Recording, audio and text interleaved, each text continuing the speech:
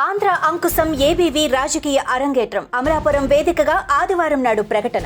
నీతి నిజాయితీలకు మారుపేరు డిపార్ట్మెంట్లో అంకుశం అనిపించుకున్న retired IPS officer AB Venkateswararao political entry ఇవ్వబోతున్నారు. ఆదివారం అమలాపురం వేదికగా ఆయన తన రాజకీయ రంగ ప్రవేశంపై ప్రకటన చేయబోతున్నారన్న విషయం ఇటు రాజకీయాల్లో అటు పోలీస్ డిపార్ట్మెంట్ లో హాట్ టాపిక్ గా మారింది. పోలీస్ డిపార్ట్మెంట్ లో ఏబీవీ ఎదుర్కొన్నన్ని కక్ష సాధింపు చర్యలు ఎవ్వరూ ఎదుర్కోలేదు. వైసీపీ ప్రభుత్వం అధికారంలోకి వచ్చి జగన్ సీఎం పీఠం ఎక్కగానే ఏబీవీని టార్గెట్ చేశారు. వైసీపీ ప్రభుత్వ హయాంలో ఏబీవీ అభియోగాలు సస్పెన్షన్లతో ఇబ్బంది పడ్డారు. వెంకటేశ్వరరావు 2020 ఫిబ్రవరి 8 నుంచి 2022 ఫిబ్రవరి 7 వరకు, మళ్లీ 2022 జూన్ 28 నుంచి 2024 మే 30 వరకు 4 ఏళ్ల పాటు సస్పెన్షన్ లో ఉన్నారు. తర్వాత ఆ కాలాన్ని కూటమి ప్రభుత్వం సర్వీస్ పీరియడ్ గా క్రమబద్ధీకరించి ఏబీ వెంకటేశ్వరరావు 4 ఏళ్ల సస్పెన్షన్ కాలాన్ని విధులు నిర్వహించినట్లుగా క్రమబద్ధీకరిస్తూ ఉత్తర్వుల్లో పేర్కొన్నారు. ఈ కాలంలో ఏబీవీకి చెల్లించాల్సిన వేతనాన్ని అలవెన్స్లకు సంబంధించి బకాయిలు మొత్తం చెల్లించాలని ప్రభుత్వం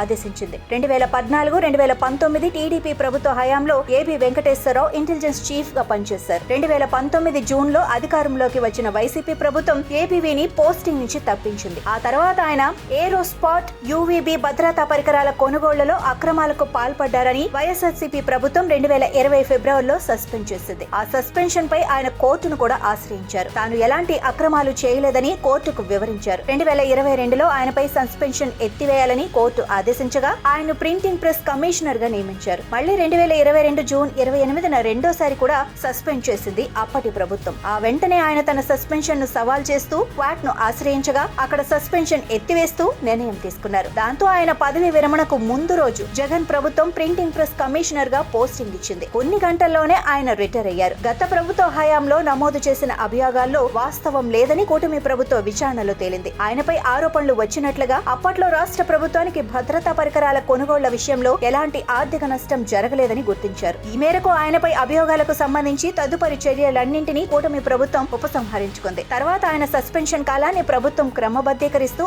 ఆదేశాలు జారీ చేసింది. ఆ క్రమంలో ఏపీ సర్కార్ అధికారంలోకి రాగానే రిటైర్డ్ ఐపీఎస్ ఏబీవీని Andhra Pradesh police housing corporation chairman గా నియమించింది. అయితే గత ప్రభుత్వ కక్ష సాధింపు చర్యలపై రగిలిపోతున్న ఏబీవీ ఇంతవరకు ఆ బాధ్యతలు స్వీకరించలేదు. వైసీపీ అక్రమాలపై ప్రభుత్వం ఏర్పాటు చేసిన ఇంటెలిజెన్స్ విభాగాల్లో భాగస్వామ్యం అవ్వాలని ఆయన అభిమానులు భావించారు. రిటైర్ అయ్యాక ఆయన జగన్ పై పరోక్షంగా విమర్శలు గుప్పించారు. జగన్ కరోనాని అమ్మరోనా అంటూ అన్నిటికీ కులాలను ఆపాదించారని ఆరోపణలు గుప్పించారు. సీఎం కుర్చీ కోడికి కూడా సరితూగని తుచ్చుడు ఆ సీటులో కూర్చున్నాడని సంచలన వ్యాఖ్యలు చేశారు. జగన్ ప్రభుత్వ హయాంలో సర్వీస్ పరంగా విపరీతమైన వేధింపులు, తీవ్ర అవమానాలు ఎదుర్కొన్న ఏబీవీ తన రాజకీయ ప్రస్థానంలో జగన్ బాధితులను పరామర్శించడానికి రూట్ మ్యాప్ రెడీ చేసుకున్నారు. అమలాపురంలో పొలిటికల్ ఎంట్రీ ఇవ్వనున్న అక్కడ జగన్ కారణంగా తీవ్ర వేధింపులకు గురై దీర్ఘకాలం జైలు జీవితం అనుభవించిన కోడికత్తి శ్రీ కుటుంబాన్ని పరామర్శించటం ప్రాధాన్యత సంతరించుకుంది. కృష్ణా జిల్లా నూజివేడికి చెందిన ఈ కమ్మ సామాజిక వర్గం